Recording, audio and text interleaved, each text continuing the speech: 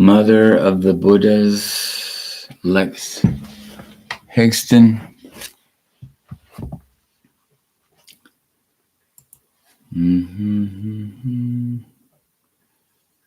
All right. Mahayana is immeasurable. Subhuti. O Lord Buddha, what is the great vehicle, the Mahayana? What is its point of departure, its destination? Through what realm does it move? How can one travel the great vehicle? How can one who travels in the great vehicle be recognized? Who is the person courageous enough to travel this way? Lord Buddha, the Mahayana is synonymous with immeasurability. Immeasurability is synonymous with infinity, and infinity with ineffability. Through selfless cultivation of the six transcendent perfections, generosity, goodness, patience, commitment, meditation, and insight, the adamantine awareness travels in the great vehicle, the Mahayana.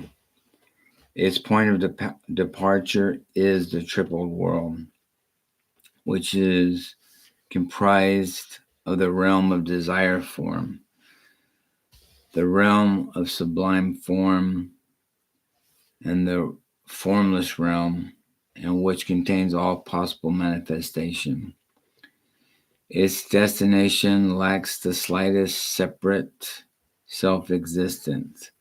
Both the point of departure and the destination of the Mahayana are free from the slightest substantial, objective, or subjective basis or location.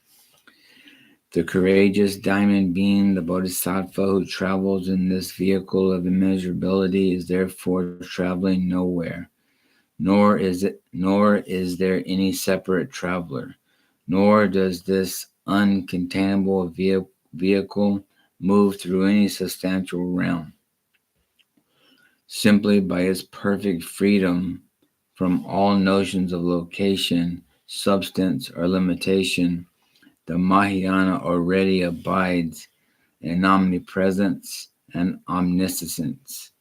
No separate self-existing personality is traveling on the great vehicle, has ever traveled on the great vehicle, or will ever travel on the great vehicle. Neither the personality structure of the traveler nor the philosophical structure of the Mahayana possesses even an atom of substantial or independent self-existence. Therefore, neither practitioner nor practice can be grasped, crystallized, or objectified in any way. What transparent structure can travel in what transparent vehicle? Cultivating this attitude of complete openness and radiant transparency, the Bodhisattva is armed with the invincible weapon of perfect wisdom and travels in the great vehicle, demonstrating the infinitely subtle, liberative art that can awaken the mature, every unique conscious being. Subhuti. O Lord Buddha, this great vehicle appears to travel simply by transcending the triple world with its countless heavenly, subtle, and earthly beings.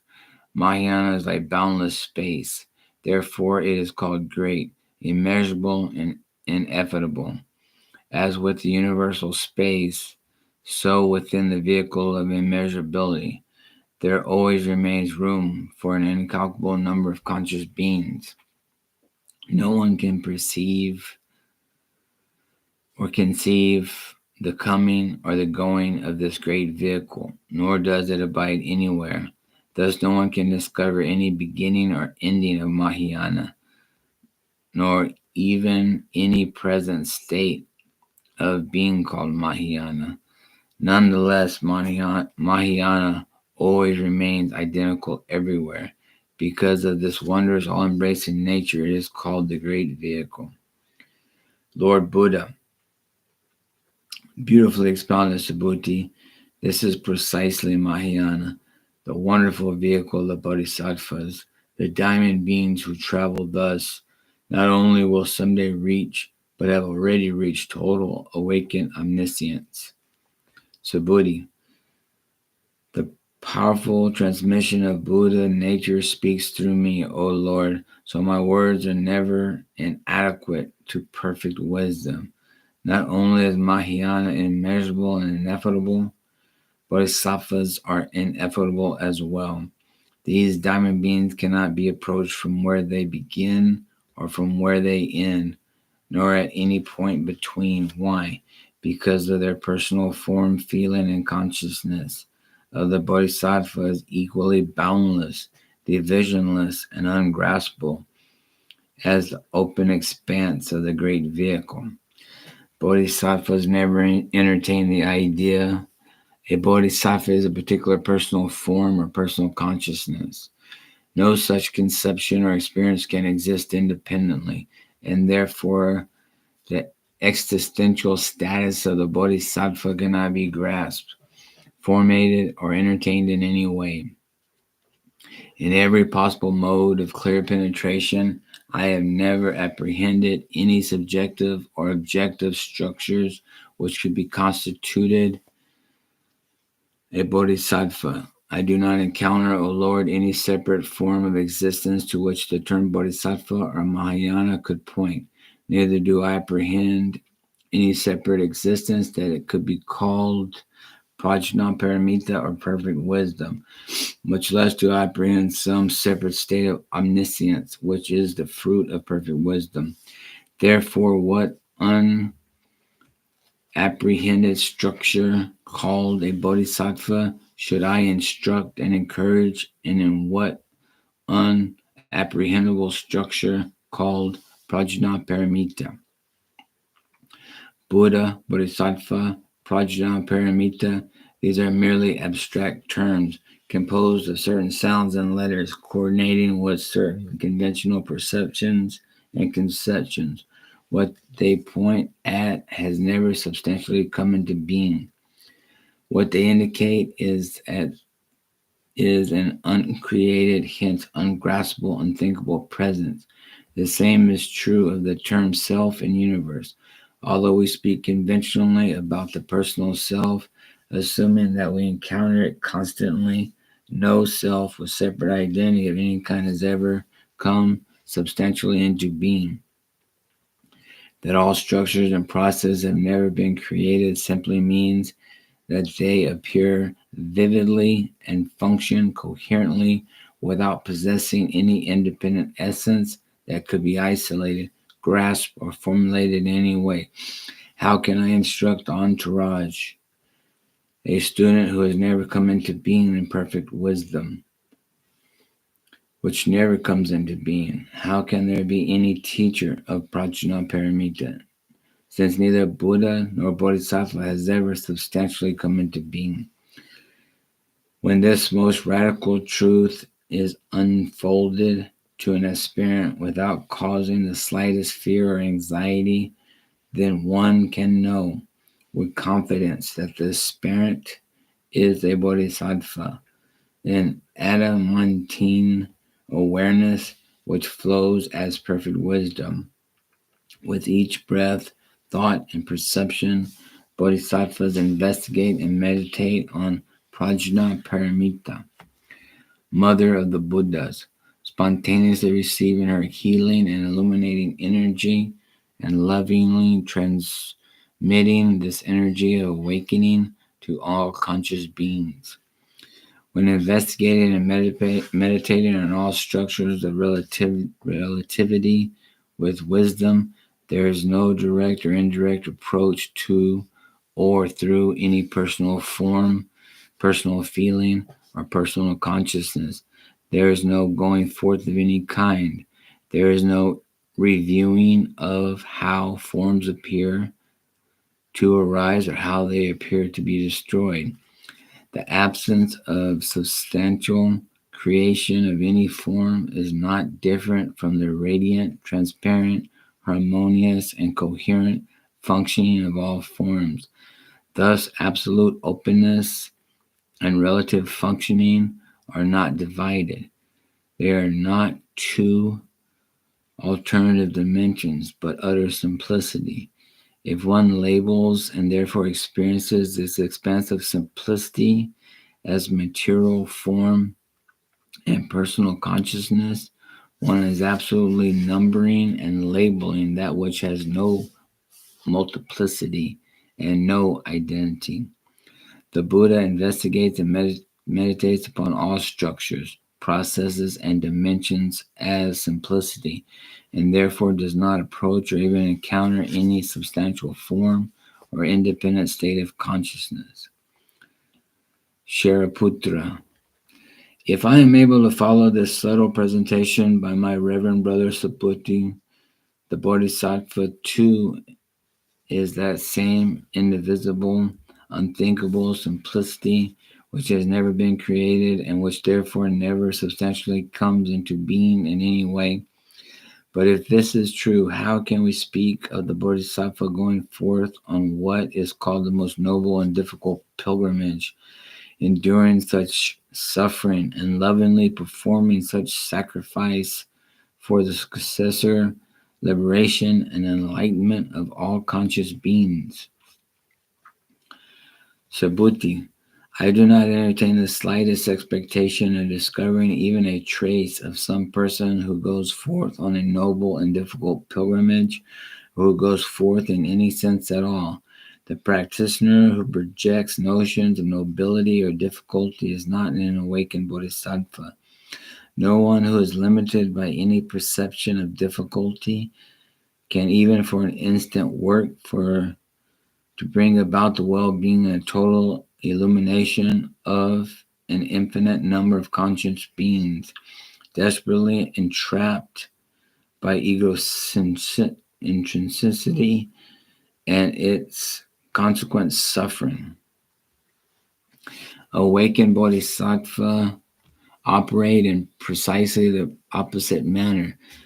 They swim in the sense of limitless ease, freedom, and delight generated by perfect wisdom.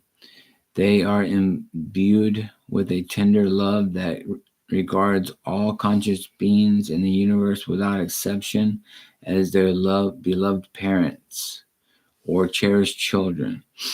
Such is the ecstatic, goalless pilgrimage of the Bodhisattva. They live in communion with and in service of countless living beings who, even closer than parents and children, are essentially their own intimate consciousness. These diamond beings meditate. Our longing to be free from suffering is simply the longing of all that lives to be free from suffering. Bodhisattvas permeate their daily awareness with this commitment. We can never desert for an instant even one of these beloved beings. We can only live to liberate them all without exception from their terrible burden of delusive suffering.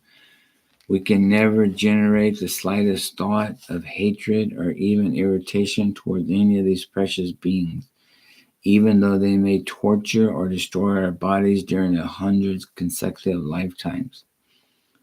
This is the spirit with which bodhisattvas dedicate their mind and their heart to conscious beings, regarding all beings as their very own most intimate consciousness.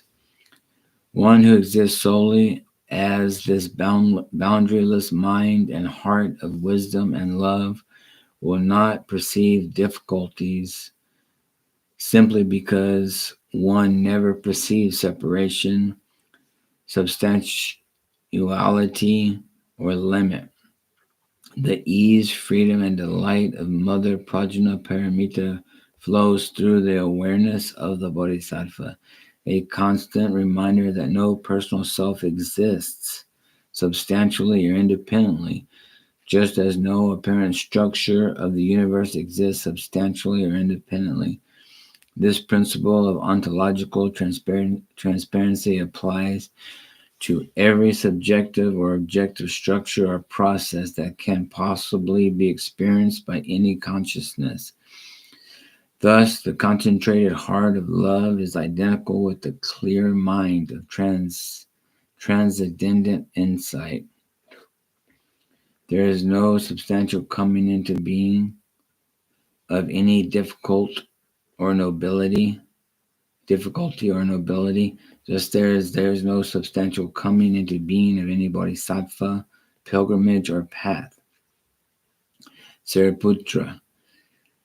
Is it just the bodhisattva, the awareness dedicated to universal conscious enlightenment, who does not substantially come into being, or also the principles which constitute a bodhisattva? Subhuti. Even the principles which constitute a bodhisattva never independently come into being. Sariputra. Does the final, ultimate, transcendent awareness called Buddhahood objectively come into being? Subhuti. Even the total awakeness of omniscience never originates, arises, or comes into being, objectively or subjectively. Shariputra. What about the millions of ordinary human beings? Subhuti. They too have never substantially come into being, nor have the principles which constitute number, humanity, or ordinariness. Sariputra. If what you say is true, and the complete range of manifestation is insubstantial and transparent, then the state of omniscience must be attained instantly, spontaneously, and effortlessly. Subhuti. Dear brother, the diamond being has no interest whatsoever in attaining any state, no matter how exalted, for no conscious state ever comes into being. The bodhisattva is not in search of a mystic union or reunion with any level of reality, for no such level ever comes into being. A personal structure which has never come into being cannot attain a spiritual goal, which never comes into being, whether with effort or without effort, gradual or instant. Sariputra. How then is the supreme, precious attainment of Buddhahood possible? Subhuti. Dear brother, can what has never existed in the first place come into being in the form of some substantial attainment? Sariputra. In no way, Subhuti. Yet could one speak, at least metaphorically, of the coming into being of that which never comes into being? Subhuti. Such a statement would contain merely unintelligible words. Sariputra. But is it intelligible to speak as you do about uncreated reality? Subhuti. To reason about uncreated reality is just to play with words. Yet from this coherent, playful reasoning, lightning bolts flash forth as Gnostic intuition, totally insubstantial, not coming into being even for an instant, yet diamond sharp and clear. Sariputra. Truly, our Dharma brother, Subhuti, stands foremost among the dialectical masters of Prajnaparamita. Whatever questions are posed, he skillfully turns and opens into sheer illumination. Unswerving from truth, his words and his entire being embody perfect wisdom, free from the slightest discrepancy or contradiction. Subhuti. Such clarity is the active compassion of Lord Buddha's transmission expressed through the holders of the lineage, those who neither seek nor perceive the slightest substantial basis or ontological support. Their words never contradict the empty, transparent, yet functional nature of relative existence, nor does their awareness ever depart from its true nature. Why? because they do not rely upon or even perceive any substantial material processes or personal structures, much less any independent existing structures or processes of reasoning. They do not even regard reality or Buddha nature as ever having come into independent being. Shariputra, beautifully spoken, Subhuti. And what is it that permits bodhisattvas never to rely upon or identify with any structure of relativity? Sariputta, Sariputta, the the perfection of wisdom, the inconceivable power of Prajnaparamita, beneficial to all levels of spiritual practitioners, is what radically opens the bodhisattva, freeing them from all grasping of identification. If any aspirant remains joyous and relaxed when the inconceivably deep perfection of wisdom is being expounded, revealing an infinite expanse of transparently functioning structures, each without any support or identity, then this aspirant can be known to belong to perfect wisdom, to have perfect, profound, attentive, and responsive, to have become profoundly attentive and responsive to Prajnaparamita. Shariputra, yet attention and responsiveness are the very nature of consciousness, so all beings must already belong to perfect wisdom. Subhuti, attention and responsiveness transparent are also transparent structures functioning coherently without any independent essence or identity. Attention does not exist substantially any more than the conscious beings who pay attention exist substantially. Attention is intrinsically free from any abiding basis or foundation, just as the beings who pay attention are intrinsically free from any abiding basis or foundation. Attention is unthinkable and indescribable, just as all conscious beings are unthinkable and indescribable. Attention does not go through either a gradual or a spontaneous process in order to reach enlightenment, just as the beings who pay attention do not go through any such substantial process. This freedom from formulation or crystallization has depth of unthinkability. It is the panoramic attention and tender responsiveness which manifests as the bodhisattva, the diamond being who dwells most powerfully by not dwelling anywhere. Where does the bodhisattva stand? Sariputta, through the inexhaustible power of Buddha nature, I will now demonstrate to any conscious being who are prepared to listen how the bodhisattva stands courageously in perfect wisdom. Simply by standing in the emptiness or transparency of all conventional constituents, self-existence, does the bodhisattva stand in the perfection of wisdom, armed against primordial metaphysical error with the great armor of emptiness, freedom, and openness. The bodhisattva is not rooted, focused, or established in the perception of material forms or in the experience of personal feelings, perceptions, or impulses. The bodhisattva is not rooted, focused, or established in any possible state of individual or communal awareness within the cosmic display of earth, fire, water, wind, space, or perceptual consciousness.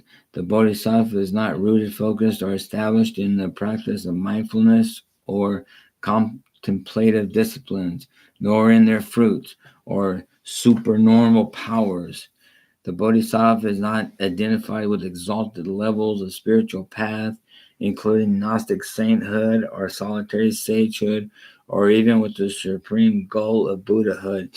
The diamond being who stands courageously in perfect wisdom experiences no identification with the noble stream enterer who begins to flow as the stream of realization, nor the noble once returner who has only one more incarnation before achieving complete personal liberation, nor with the noble never returner who will achieve complete personal liberation at the moment of death, Nor does the Bodhisattva identify with or idolize even the sublime arhat or Gnostic saint who has already achieved complete personal liberation while living out his present lifetime. The diamond being who stands courageously in perfect wisdom does not identify with any idea, statement, or doctrine from common experiences or from any philosophical or religious framework, beginning with the conventional assumption the world consists of material forms, all the way to the exalted teaching the world consists of Buddha nature. The Bodhisattva is not rooted, focused, or established in any philosophical analysis, either Buddhist or non-Buddhist, which conclude that the principle of form is impermanent or that it is permanent. The Bodhisattva does not identify truth with the assertion that the processes of form constitute suffering or that they constitute happiness, that the processes of form are not the self or are the self, that the processes of form are repulsive or attractive, or that the form is inherently empty of substantiality or inherently substantial. The Bodhisattva is not identified with any philosophical or religious notion that the fruit of the holy life of Buddhist or non-Buddhist practice derive their value or dignity from a separate, unconditioned reality. The Bodhisattva does not seek to become established in the sublime station of self-realized sage, nor even in the supremely wondrous state of a fully awakened Buddha, when such is conceived as a separate individual state above or apart from all conscious beings. The diamond being who courageously stands in perfect wisdom does not adapt or lean for support upon the notion that any advanced level of Buddhist or non-Buddhist attainment is worthy of earthly or heavenly praise, honor, or reward. The Bodhisattva does not even lean for support upon the inspiring idea of the supreme praiseworthiness of a Buddha who has attained final nirvana, that state of absolute fulfillment that leaves behind no impurity or suffering whatsoever. The Bodhisattva does not objectify even his heroic Buddha, who has succeeded in bringing about the physical and spiritual well-being of countless living beings and has led to nirvana, total liberation, thousands of millions of billions of beings, maturing them gradually through the stages of common experience, then through discipleship, sainthood, sagehood, and Buddhahood. The Bodhisattva who stands courageously in perfect wisdom is not fixated even upon the imageless ideal of total liberation. While listening to this radical discourse by his Dharma brother Subhuti, incomparable master of Prajnaparamita and noble companion of Shakyamuni Buddha, the holy elder Sariputra experiences a flashing thought. The Bodhisattva cannot be rooted, focused, or established in the ideal of liberation. How is it possible to train and to stand authentically in perfect wisdom? Through the power of the Buddha nature, Subhuti discerns the thought of his spiritual brother and addresses him tenderly. Subhuti, O inseparable friend, consider our gentle master who has disappeared so beautifully into the pure presence, the transcendent Tathagata who has gone completely beyond any conventional view. Where does he stand? How does he stand? Sariputra, nowhere does the wondrous Tathagata stand. Nowhere does he root, focus, establish, or identify himself. Nowhere does an awakened enlightenment seek base or support. He is never to be found, neither within the play of conditions nor within some separate realm of unconditioned reality. Subhuti, precisely so, beloved brother, and this traceless way of the transcendent Tathagata is the very way of the Bodhisattva that trains and stands in perfect wisdom. With ultimate courage and adamantine conviction, the Bodhisattva goes completely beyond convention, vowing, just as the awakened enlightenment does not focus itself on any description or as any thought pattern, neither standing anywhere nor not standing anywhere, neither standing apart from everywhere nor not standing apart from everywhere, precisely with this modeless insight and this enlightened energy will I train and stand in perfect wisdom, exactly as the Tathagata is stationed in stationless transparency of all phenomena. I will be stationed without further delay, perfectly stationed because free from the experience of any independent substance or separate individuality upon which to be established, perfectly stationed because without the slightest physical or metaphysical ground upon which to stand. When diamond beings generate the infinite courage to live existentially in the spirit, their entire awareness become aligned with Prajnaparamita, absorbed in perfect wisdom, inseparable from every breath of every conscious being. Their heartfelt meditation on perfect wisdom never cease even for a moment.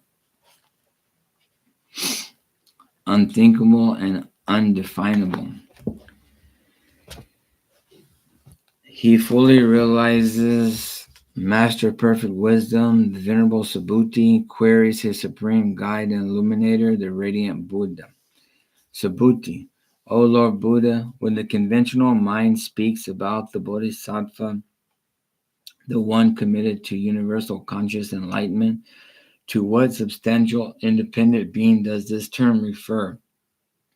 After profound investigation, I still cannot discover any such bodhisattva. Neither can I find any subjective or objective structure corresponding to the term Prajnaparamita or perfect wisdom. Therefore, what bodhisattva should I instruct in what Prajnaparamita? By means of the power of streaming through Subhuti directly from Buddha nature, the answer is revealed through his own voice and words. Subhuti, when the truth of unthinkability and undefinability is revealed, the heart of the diamond being is not shocked, nor even slightly disturbed, nor is the adamantine commitment to all-embracing compassion dissolved or even dimmed. The bodhisattva mind is not frightened or even faintly dismayed by the absence of any recognizable, definable, or findable being called the bodhisattva. Precisely, this diamond being does not tremble or waver when hearing the truth is that the one who should be instructed and who will make great advances in perfect wisdom. This marvelous courage of the Bodhisattva in the face of the infinite expansiveness and indefinability of reality is the direct gift of Prajnaparamita, the mother of all Buddhas. As the aspirant intensively cultivates this perfection of wisdom, indescribability, indefinability, unfindable, no personal pride can arise from some thought from the noble role of the Bodhisattva. For all thoughts, as well as their subjects and objects, are recognized as luminous transparency, without the slightest substantial self-existence or independent self-awareness. Who is there to think what proud thoughts? Sariputra, Reverend brother, disciple of the Lord, through luminous and transparent, or not thinking subject, the thought and its object still some reality which actually exists. Subhuti, Assertions such as it exists or it does not exist apply to pure presence, which is entirely without modification and hence remains untouched by any possible discrimination or definition? Shariputra, well spoken, noble Subhuti, whom Lord Buddha rightfully calls the foremost among those who dwell in the inconceivable peace of perfect wisdom. Precisely through such clear recognition of the ontological transparency of objects and subjects does the Bodhisattva become unwaveringly focused upon universal enlightenment.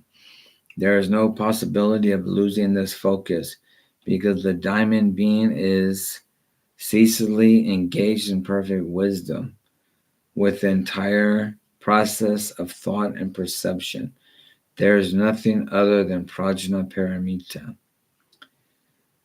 To validate and intensify whatever contemplative training one undertakes, on whatever level of universality, one should pursue the perfection of wisdom. One should embrace perfect wisdom with one's whole being, constantly bearing its principles in heart and mind, venerating its scriptural form, devotedly chanting it melodiously, studying it critically, and awakening others to it with stainless reasoning and dynamic enthusiasm. The only proper motive for engaging with Prajnaparamita is to unfold the subtle characteristics of all-embracing compassion and all transcending insight, which constitute the Bodhisattva, one who is lovingly dedicated to enlightenment of all conscious beings who display an astonishing array of liberative skills to awaken these beings. The dedication of a bodhisattva gradually matures into the universal consciousness enlightenment of a Buddha. Sarabhuti, Brother Sariputra, although you state the case eloquently, I still cannot discover any independent self-existing structures to correspond with these wonderful words, Bodhisattva or Prajnaparamita. My question remains, what bodhisattva should be instructed in what perfection of wisdom? What good is it to play with words if one cannot discover some reality which they actually refer? Once again, the power streaming through Subhuti, directly from Buddha nature, responds perfectly to his question through the elder's own speech.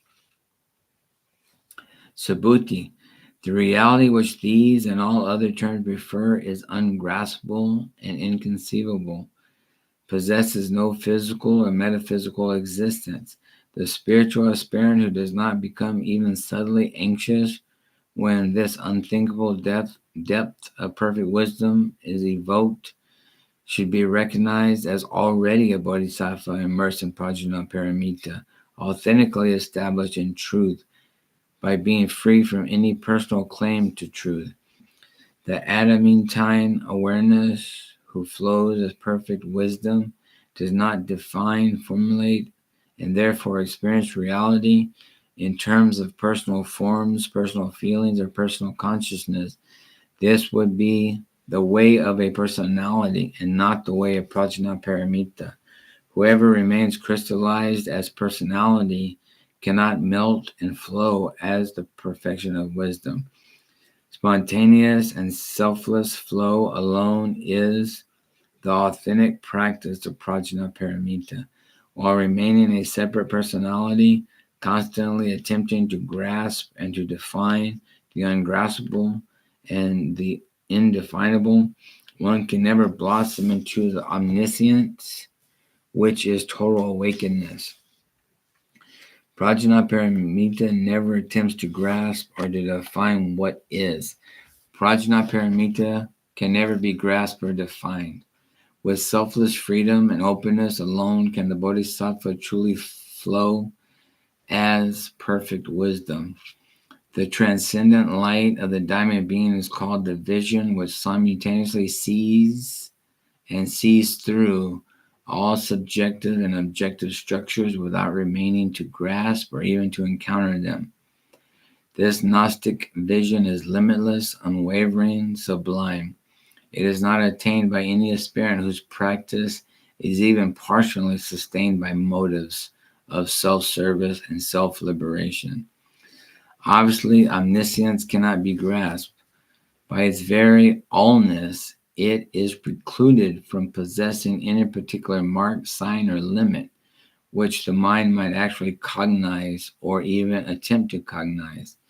If total awakeness manifested a sign by which it could be defined, discriminated, and separately encountered, it would not be total.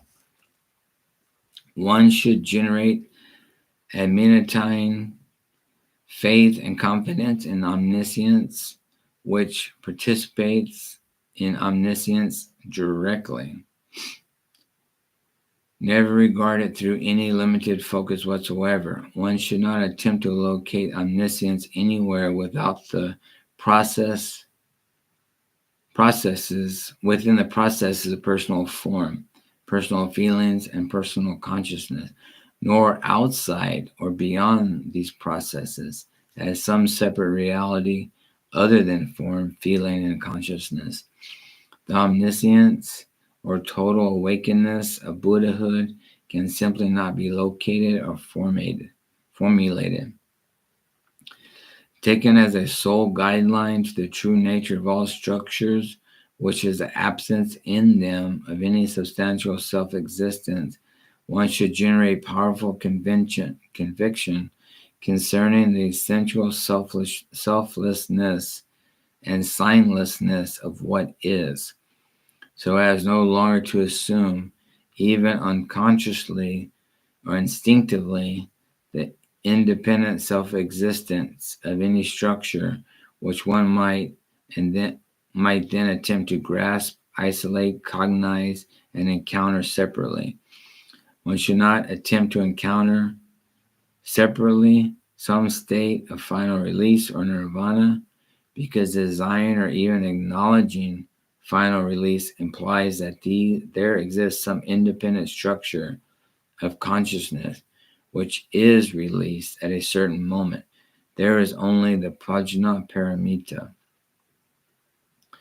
Thus, the perfection of wisdom of the Bodhisattva does not grasp, isolate, and encounter either form or formlessness. Adamantine awareness never seeks nirvana, but flowers transparently as the illuminating presence of the Tathagata, one who has disappeared into complete wakefulness, radiating miraculously liberating wisdom energy through all conscious beings.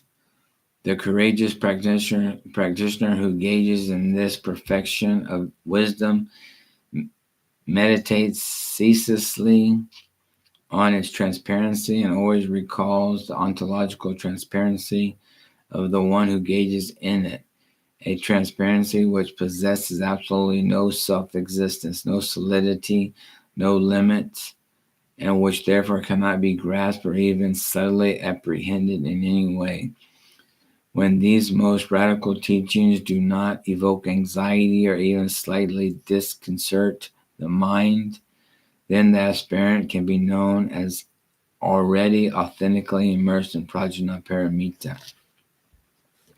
Sariputra, but how can a bodhisattva be recognized as immersed in perfect wisdom when the personal form of the bodhisattva does not possess any independent or substantial self-existence?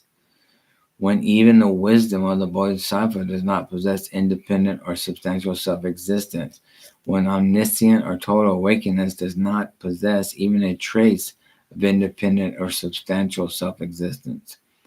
Subhuti, well spoken, Shariputra. It is precisely as you say. All the intricate forms which are encountered as the universe do not actually, under close investigation, possess any characteristic marks of form. The perfection of wisdom, even though it can be spoken about clearly and pointed out authentically, does not, under close investigation, actually possess any characteristic marks of perfect wisdom. Even the characteristic marks, which must appear unequivocal, do not themselves actually possess the slightest characteristics. Even essence does not possess the slightest self-existing essentially. Shariputra. And still there is a bodhisattva who, cultivating this perfect wisdom, will attain omniscience. Subhuti. My noble brother, of course there is, simply by this clear recognition that no processes, structures, or characteristics of any kind are substantially generated, the bodhisattva blossoms as total awakeness. The thought flow and even the physical body of an awakened bodhisattva become perfectly pure because they manifest solely for the sake of guiding and maturing all conscious beings. With body and thought flow completely purified from subtle egocentricity, the bodhisattva who actually embodies the omniscience of Prajnaparamita will meet spontaneous with living Buddhas upon all planes of being and awareness. Immature practitioners retain the instinctive notion that their own personal form, personal feeling, and personal consciousness possesses some sort of recognizable and invariably set of characteristic marks. These persons are engaged in the false assumption that form, feeling, and consciousness have been substantially produced, and therefore they remain anxious to control or transcend these processes.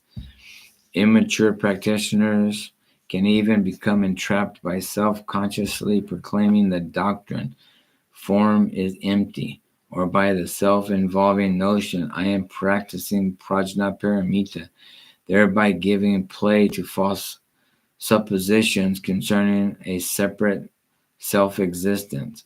When such persons speculate even for an instant that the one who practices and contemplates in this way certainly will develop perfect wisdom, they become entangled in mere signs, words, and limited assertions, which they falsely suppose to exist in some subtle yet substantial manner. Shariputra.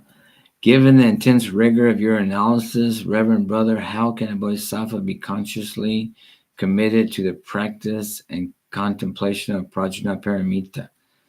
Saripati. The awakened bodhisattva does not indulge in analyzing and constantly reviewing the skandhas or structural processes of personality, nor even in contemplating the advanced notions that the skandhas themselves are mere signs. Much less does the bodhisattva observe any apparent arising, diminishing, or destruction of the skandhas. The awakening bodhisattva does not even indulge in the contemplating and assertion from the wisdom tradition that the skandhas are empty of self-existence. Much less does the personal affirmation arise, I am practicing, or I am a bodhisattva. It never occurs to the diamond being, even for an instant, that the one who practices and contemplates in this way certainly will develop perfect wisdom. The bodhisattva trains rigorously, but never becomes even slightly distracted by the self-congratulations. I am truly training in Prajnaparamita, or by the self-doubting. I may not be truly training in the Prajnaparamita. The mature practitioner does not even approach or thematically represent any separate things or structures of relativity. Why? Because all beings and events by their very nature are inconceivable and therefore unapproachable, ungraspable, unfindable, unrepresentable. Through the awakened bodhisattva, thus the awakened bodhisattva manifests spontaneously the transcendent insight known as not grasping any separate thing. The omniscient insight, which is limitless, unwavering, sublime. This panoramic awakens transcendent even the widest vision of any contemplative practitioner who remains subtly self-conscious and self-involved. When they flow indivisibly as perfect wisdom, bodhisattvas inherit the fully enlightenment which Buddhas of past eons have predicted for them. But even while remaining immersed in Prajnaparamita, the adamantine awareness never forms or entertains any self-conscious notion that I am now deep in sublime concentration or I have now entered the meditation beyond all meditation. For the awakened bodhisattva, the entire spectrum of spiritual levels and degrees of realization possess absolutely no substantial self-existence. Shariputra, can this selfless contemplation called Prajnaparamita be demonstrated or recognized in any way? Subhuti, in no way, Shariputra. The son or daughter of the Buddha family who awakens as Prajnaparamita does not surmise, objectify, or perceive any method or goal of contemplation called perfect wisdom. The Lord Buddha, precisely so, Subhuti, by not objectifying, isolating, formulating, or even encountering Prajnaparamita in any way, is Prajnaparamita truly practiced, demonstrated, and transmitted. Subhuti, one wonders, O Lord, when the Bodhisattva practices the perfection of wisdom in this radical way, what exactly is being practiced or engaged in? Responding through the power of the Buddha's nature, one can answer that no process whatsoever is being practiced or engaged in by the Bodhisattva. Why? Because no processes, either subjective, objective, or transcendent, ever exists within the physical and metaphysical solidity and separateness assumed by naive perceivers and immature contemplatives. Subhuti, Supremely Reverend Lord Buddha, in what surprising mode or manner then do all the structures and processes which are conventionally encountered actually exist? The Lord Buddha, they exist free from self-consciousness and self-objectification. The appearance of separate, self-aware substantiality, self-existing beings and events is the result of the primordial ignorance, which unconsciously and instinctively projects the notions of individuality, substance, and separation. Persons who naively take their perceptual and conceptual experience or even their contemplative experience as literal or complete are attempting to root themselves existentially on the level of mere abstract conventional constructs. They indulge obviously or subtly in the false reasoning that presumes a structure must exhibit substantiality or encounterability in order to exist at all. This largely unconscious reasoning binds naive realists and even naive contemplatives to the transparent, insubstantial, and yet totally functional existence of all structures and processes.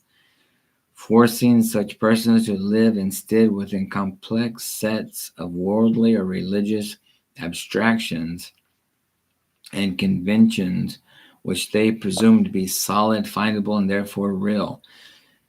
They project this abstract solidity and encounterability onto their notions of past and future and present moment. They attempt to crystallize reality temporarily or permanently into name and form.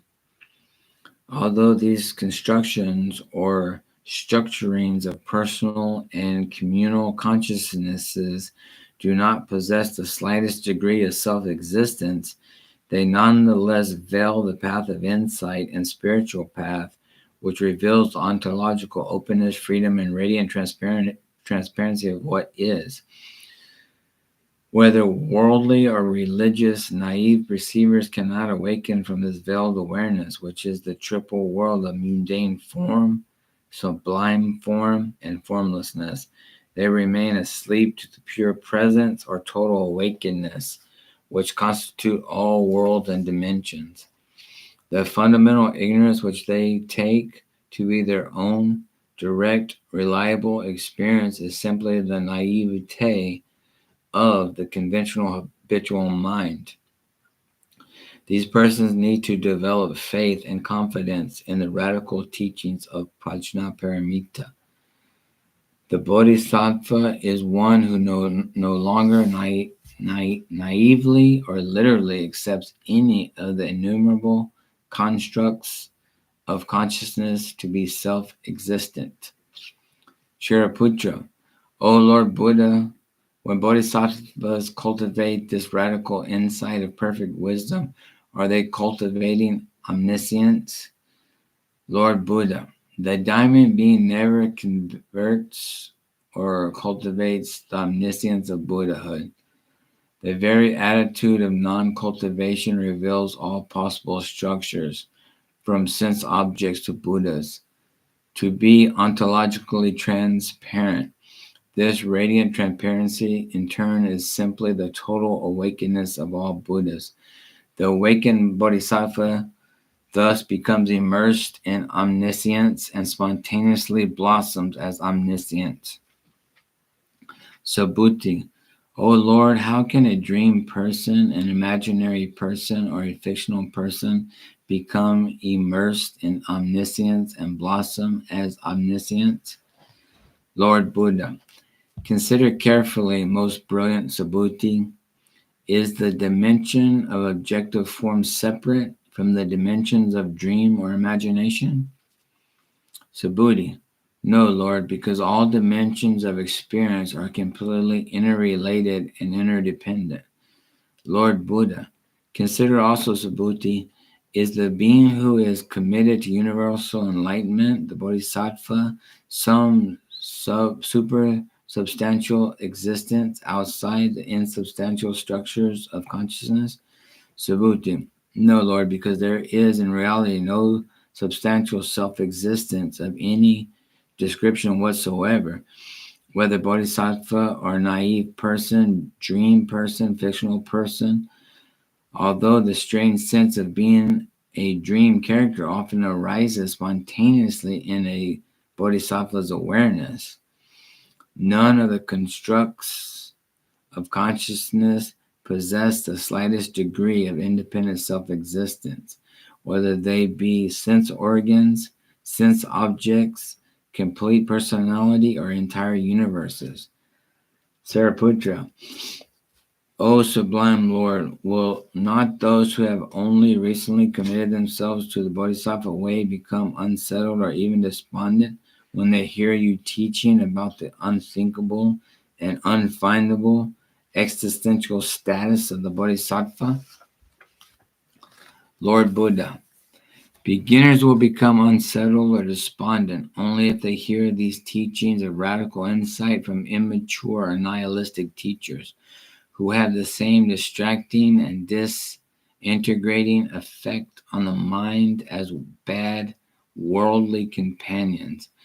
But there will be no despondency, distortion, or even the slightest distraction if the aspirants receive These revolutionary teachings from mature teachers who are called supremely good friends. These cherished guides of humanity and benefactors of all sentient beings inspire an intimate love and trust, more intense than the experience between best friends. They wisely and skillfully encourage the aspirant to develop the selfless perfections of generosity, goodness, patience, commitment, and meditation, as well as the peerless perfection of insight that constitutes the central core of the Bodhisattva way. These supremely good friends also tirelessly and unerringly point out the tendencies towards negativity and self deception, which spring from the active principles of egocentricity, the Mara, the tempter, until the aspirant learns clearly to recognize and carefully to avoid every such tendency. These supremely good friends are indispensable to the diamond being the Bodhisattva who learns to wield the most subtle weapons of peace, perfect wisdom, traveling with inconceivable swiftness on the great vehicle, the Mahayana, along the way of universal conscious enlightenment.